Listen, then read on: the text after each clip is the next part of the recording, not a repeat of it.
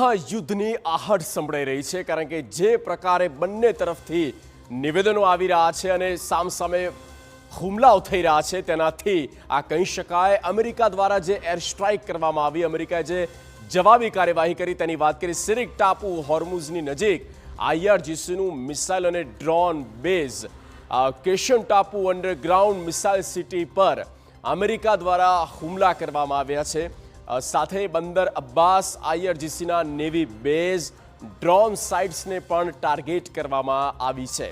આ ઉપરાંત Chabahar port, સૈન્ય ઠેકાણું અને દરિયાઈ નિયંત્રણ ટાવરને પણ ટાર્ગેટમાં લેવામાં આવી છે. ક્રિસ ટાપુ IRGCની નેવી અને ડ્રોન રડાર સાઇટ્સ પણ ટાર્ગેટ પર લેવામાં આવી. હેંગમ ટાપુ IRGCની નેવીના ઠેકાણાને પણ ટાર્ગેટ કરવામાં આવ્યા છે. આ અલગ અલગ પોર્ટ્સને, અલગ અલગ ટાપુઓને નિશાને લેવામાં આવ્યા. હેંગમ ટાપુ હોર્મુઝ સ્ટ્રેટમાં અહીંથી જ સૈન્ય મદદ પહોંચે છે અને ત્યાં જ સીધો એ ટાર્ગેટ કરવામાં આવ્યું છે અમેરિકા દ્વારા. બુશર ન્યુક્લિયર પ્લાન્ટ, ઈરાનનું મુખ્ય પરમાણુ ઉર્જા કેન્દ્ર નિશાને.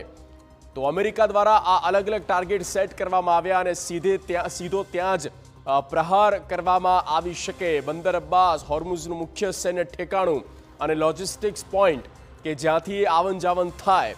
શાહસ્તાન, ઈરાનની સૈન્ય સંચાર સુવિધાનું પણ એક મહત્વપૂર્ણ કેન્દ્ર છે અને ત્યાં એ અમેરિકાના નિશાને. અહવાઝ, ખુજેસ્તાનના સૈન્ય ઠેકાણા પર હુમલાઓ થઈ રહ્યા છે.